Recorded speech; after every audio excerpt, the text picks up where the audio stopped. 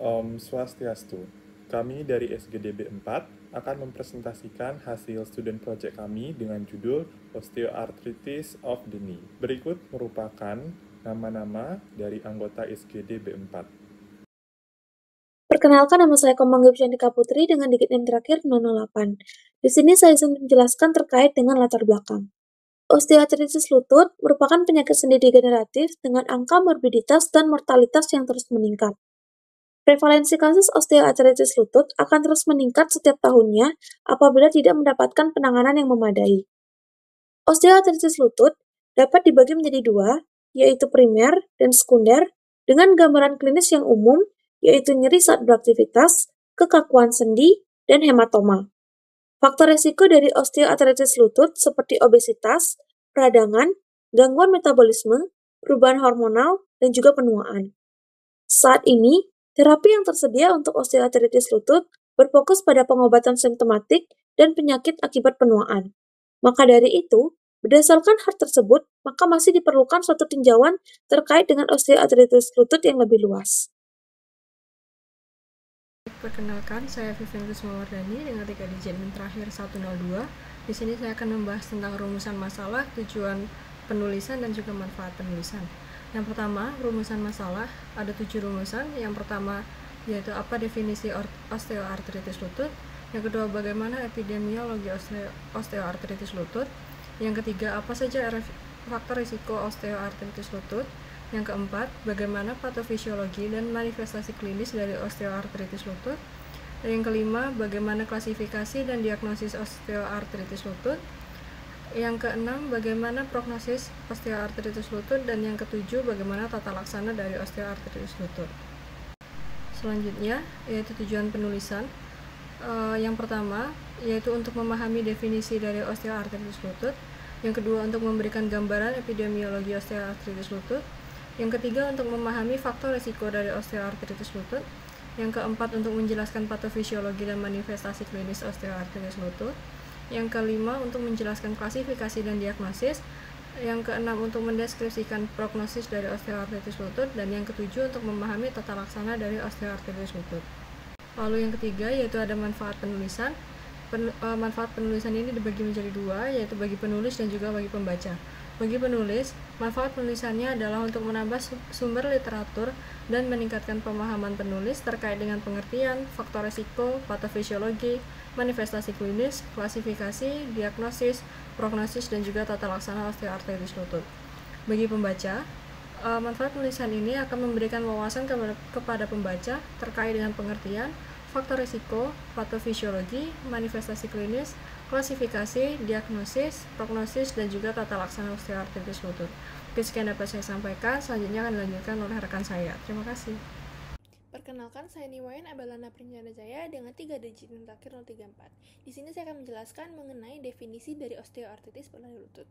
Osteoartritis lutut atau OA yang dikenal sebagai penyakit degeneratif sendi umumnya disebabkan oleh kelelahan dan hilangnya lapisan tulang rawan pada sendi secara bertahap. Osteoartritis lutut dapat dibagi menjadi dua, yaitu primer dan juga sekunder.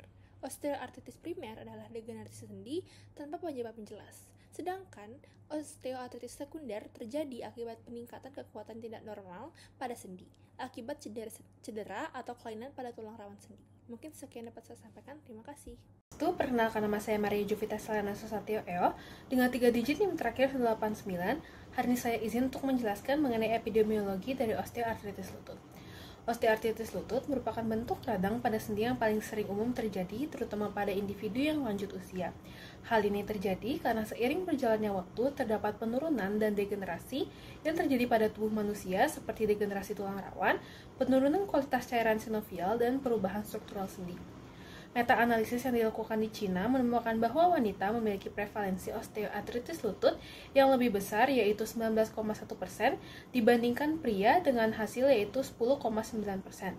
Sementara itu, berdasarkan data dari Kementerian Kesehatan Republik Indonesia, terdapat 55 juta atau 24,7% penduduk di Indonesia yang mengalami osteoartritis lutut dan 25,9 juta diantaranya merupakan dari golongan lansia. Perkenalkan, saya Geda Gusrama Adiputra dengan 3 digit NIM terakhir 236. Selanjutnya saya akan membahas faktor risiko osteoartritis lutut yang terbagi menjadi 3 kategori utama, yaitu faktor yang dapat diubah, faktor yang dapat diubah, serta faktor metabolik dan inflamasi. Pertama, faktor yang tidak dapat diubah mencakup usia, di mana risiko OA meningkat seiring bertambahnya umur karena degradasi tulang rawan. Jenis kelamin juga berpengaruh, di mana wanita, terutama setelah menopause, lebih rentan akibat perubahan hormon. Kedua, faktor yang dapat diubah. Obesitas menjadi salah satu penyebab utama meningkatnya tekanan mekanis pada sendi dan memicu peradangan. Riwayat cedera lutut seperti robekan ligamen, ACL, juga meningkatkan risiko hingga 3 kali lipat. Aktivitas fisik yang ekstrim atau justru kurang gerak dapat mempererat degenerasi sendi. Bahkan paparan polusi lingkungan, terutama logam berat, dikaitkan dengan peradangan kronis pada sendi. Terakhir, faktor metabolik dan inflamasi. Diabetes dan sindrom metabolik mempercepat degenerasi tulang rawan, sementara penyakit kardiovaskular dan hipertensi mengganggu suplai darah ke sendi. Kekurangan vitamin D dan kalsium juga dapat memperburuk kondisi osteoartritis. Kesimpulannya, meski ada faktor yang tidak bisa diubah, banyak faktor lain yang masih bisa dikendalikan untuk mengurangi risiko osteoartritis lutut. Oleh karena itu, penting untuk menjaga berat badan, berolahraga, dan menjaga pola makan dengan sehat. Terima kasih. Osteoartritis lutut terjadi akibat perubahan metabolisme tulang rawan sendi, terutama di lutut. Peningkatan enzim menyebabkan kerusakan matriks tulang rawan, penurunan sintesis proteoglikan dan kolagen, serta reaksi inflamasi yang merangsang produksi IL-1. Hal ini mempercepat degradasi matriks ekstraseluler, melemahkan tulang rawan, dan mengganggu fungsinya. Perubahan struktural menyebabkan fibrilasi, penyempitan rongga sendi, dan pembentukan osteofit sebagai respon tubuh untuk memperbaiki sendi. Namun, osteofit yang terus bertambah dapat menyebabkan pengikisan progresif hingga tulang subkondrial mengalami sklerosis atau penebalan dan pemadatan. Akhirnya, osteoartritis memicu nyeri sendi, kekakuan, dan juga deformitas. Baik, perkenalkan nama saya Kirini Dewi Doraya dengan 3 digit terakhir 164. Di sini saya akan menjelaskan mengenai manifestasi klinis dari osteoartritis lutut. Untuk manifestasi klinis osteoartritis lutut sendiri meliputi nyeri, kekakuan sendi, dan juga deformitas yang dapat mengganggu aktivitas sehari-hari. Nyeri biasanya dapat memburuk ketika melakukan aktivitas dan berkurang saat istirahat. Sementara kekakuan sering muncul setelah periode imobilisasi, seperti saat bangun tidur di pagi hari ataupun setelah duduk dalam waktu yang lama. Selain itu, pelemahan otot quadriceps femoris juga sering terjadi. Hal ini menyebabkan penurunan stabilitas lutut dan juga keterbatasan gerak. Kondisi ini berdampak negatif pada kemampuan fungsional pasien dan juga menurunkan health related quality of life atau HRQOL. Pada lansia, osteoartritis lutut ini sendiri menyebabkan nyeri kronis, kekakuan, serta pembengkakan yang membatasi mobilitas. Kesulitan bergerak ini dapat menghambat aktivitas sehari-hari seperti berjalan, naik tangga, ataupun berdiri lama. Akibatnya, lansia menjadi lebih tergantung kepada orang lain dalam merawat diri. Hal ini juga berdampak pada kemandirian mereka. Jika tidak ditangani dengan baik, kondisi ini juga dapat semakin menurunkan kualitas hidup lansia dan juga meningkatkan risiko komplikasi lainnya. Sekian dari saya, terima kasih. Baik, terima kasih atas kesempatannya. Sebelumnya perkenalkan, nama saya Christopher Vincentius Sanjaya dengan NIM 086. Di sini saya akan menjelaskan klasifikasi dari osteoartritis pada lutut. Jadi, OA pada lutut dapat diklasifikasikan berdasarkan penyebab patogenesis dan tingkat keparahannya.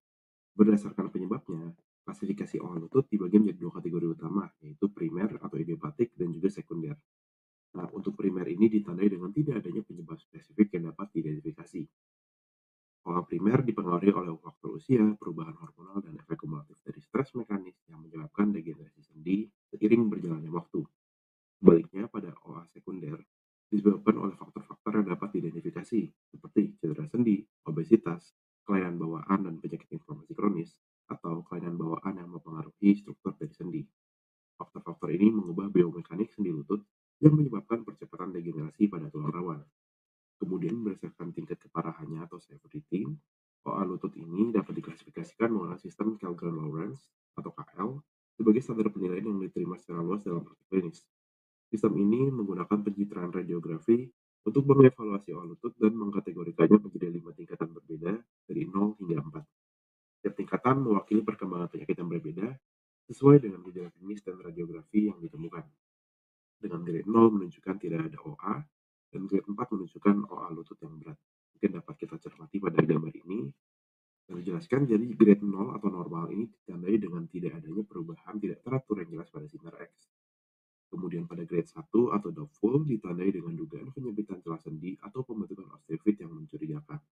Grade 2 mild ditandai dengan osteofit yang jelas dengan penyempitan ruang sendi ringan. Grade 3 moderate ditandai dengan osteofit sedang, ruang sendi sempit, sklerosis subkondral ringan, dan perubahan tulang pada tingkat kecil. Dan grade 4 atau severe yang paling tinggi ditandai dengan osteofit yang luas, ruang sendi menyempit secara signifikan, sklerosis tulang yang jelas, perubahan subkondral yang luas, dan hipertrofi serta deformitas sendi yang nyata. Baik, selanjutnya saya akan melanjutkan presentasi pada bagian diagnosis. Sebelumnya, perkenalkan saya Putu Airini Sudewi dengan NIM 3 digit terakhir 212. Diagnosis klinis digunakan sebagai standar dalam menegakkan osteoartritis. Penegakan diagnosis didasarkan pada anamnesis dan pemeriksaan fisik. Untuk memastikan keseragaman dalam diagnosis, digunakan sistem klasifikasi berbasis kriteria osteoartritis, yaitu kriteria ACR, di mana untuk kriteria osteoartritis lutut, yaitu yang pertama kriteria klinis, di mana diagnosis ditegakkan jika terdapat nyeri pada sendi lutut serta minimal 3 dari 6 kriteria berikut, yaitu usia di atas 50 tahun, kekakuan sendi kurang dari 30 menit, crepitus, nyeri tekan pada tepi tulang, pembesaran tulang, dan tidak ada rasa hangat saat diraba. Untuk sensitivitas yaitu 95% dan spesifitas 69%. Kemudian yang kedua itu kriteria klinis dan laboratorium. Diagnosis ditegakkan apabila terdapat nyeri sendi lutut dan setidaknya 5 dari kriteria berikut, yaitu usia di atas 50 tahun, kekakuan sendi kurang dari 30 menit, adanya crepitus, nyeri tekan pada tepi tulang, pembesaran tulang, dan tidak ada rasa hangat saat diraba. Kemudian laju endap darah kurang dari 40 mm per jam, faktor reumatoid kurang dari 1:40, dan hasil analisis cairan sinovial menunjukkan karakteristik osteoartritis. Untuk sensitivitas yaitu 92% dan spesifitas 75%. Kemudian yang ketiga yaitu kriteria klinis dan radiologis. Diagnosis ditegakkan jika terdapat nyeri sendi lutut, osteofit, serta minimal 1 dari 3 kriteria berikut, yaitu usia di atas 50 tahun, kekakuan sendi kurang dari 30 menit, adanya crepitus. Untuk sensitivitas 91% dan spesifitas 86%. Baik, sekian yang dapat saya sampaikan. Terima kasih. Selanjutnya adalah prognosis OA lutut. Sebelum perkenalkan, nama saya Umi Hanik dengan 3 digit NIM terakhir 142. Untuk prognosis pada pasien OA bergantung pada bagian sendi yang terkena, kemudian seberapa parahnya tingkat gejala dan juga gangguan fungsional yang dirasakan pasien. Ketergantungan ini disebabkan oleh beberapa prognostik faktor yang berbeda yang dirasakan oleh pasien. Faktor prognostik tersebut adalah indeks massa tubuh, jumlah komorbiditas, evolusi sendi, dan juga tingkat keparahan OA dasar ataupun OA baseline. Faktor-faktor di atas merupakan faktor prediktif terhadap perkembangannya dari OA lutut. Kemudian, untuk menilai disease progression dari OA lutut, dapat dilakukan penilaian volume tulang rawan, ketebalan, dan kerusakannya. Kemudian melihat apakah adanya lesi dan keparahan sumsum tulang melalui pencitraan, kemudian tanda-tanda inflamasi seperti sinovitis, kemudian melihat apakah adanya perubahan meniskus, kemudian melihat apakah adanya rasa nyeri yang timbul, dan juga melihat apakah adanya hipertrofi kondrosit. Kemudian ada beberapa langkah yang dapat dilakukan untuk memperbaiki prognostik, yaitu yang pertama adalah penurunan berat badan, kemudian selanjutnya adalah latihan fisik seperti tai chi dan juga yoga, dan juga menggunakan alat bantu jalan. Perkenalkan, nama saya Ayustia Ma'rifatil Azizah dengan 3 digit NIM terakhir 128. Di sini saya akan melanjutkan terkait dengan tata laksana dari osteoartritis lutut. Jadi, osteoartritis lutut ini dapat ditangani dengan pendekatan non-farmakologi dan juga farmakologi. Untuk pendekatan non-farmakologinya, yang pertama adalah dengan edukasi dan juga terapi fisik, termasuk latihan aerobik, latihan ketahanan, serta penggunaan alat bantu seperti tongkat dan juga penyangga lutut. Penurunan berat badan juga sangat penting, terutama bagi pasien dengan BMI di atas 25, karena dapat mengurangi beban pada sendi dan juga meredakan nyeri. Yang kedua, yaitu terkait dengan penanganan farmakologi. Jadi terapi lini pertama yang paling umum digunakan adalah NSAID oral seperti ibuprofen, naproxen, dan juga diclofenac. Jika pasien tidak bisa mengonsumsi NSAID oral ataupun tidak merespon, maka kita bisa berikan NSAID topikal, capsaicin topikal, atau suntikan kortikosteroid intraartikular yang dapat meredakan nyeri selama beberapa minggu. Kemudian untuk terapi farmakologi lain yang direkomendasikan adalah paracetamol, opioid kuat untuk nyeri berat, kemudian amitriptilin dan juga antidepresan sebagai terapi tambahan. Tujuan dari tata laksana ini adalah untuk mengurangi nyeri, meningkatkan fungsi sendi, dan juga meningkatkan kualitas hidup pasien. Sekian yang dapat saya sampaikan, terima kasih. Perkenalkan, nama saya Gedi Arjuna Putra dengan 3 digit terakhir 060. Adapun kesimpulannya, yakni osteoartritis lutut adalah bentuk artritis paling umum yang sering terjadi pada wanita dan meningkat dengan bertambahnya usia. Faktor risikonya dapat dibagi menjadi 3, yakni faktor risiko yang tidak dapat diubah, yang dapat diubah serta metabolik dan inflamasi. Gejalanya meliputi nyeri, kekakuan sendi, dan infirmitas yang dapat mengganggu aktivitas sehari-hari. Klasifikasi osteoartritis didasarkan pada penyebab patogenesis dan tingkat keparahannya. Diagnosis terutama melalui anamnesis dan juga pemeriksaan fisik dengan kriteria ACR 1990 sebagai standar. Prognosisnya sendiri bervariasi tergantung pada usia, BMI, komorbiditas, dan tingkat keparahan awal. Pengobatannya mencakup terapi farmakologi dan non-farmakologi. Melalui hal ini diharapkan masyarakat dapat meningkatkan kesadaran akan pentingnya pencegahan terhadap osteoartritis lutut. Selain itu, edukasi terkait dengan faktor risiko, gejala, dan penanganan penting untuk dilakukan. Penelitian lebih lanjut diperlukan untuk terapi yang lebih efektif dan non-invasif. Baik, demikian presentasi student project kami. Mohon maaf apabila ada kesalahan dan juga kekurangan. Terima kasih atas perhatiannya. Kami tutup dengan Parama Santi. Om Santi Santi Santi Om.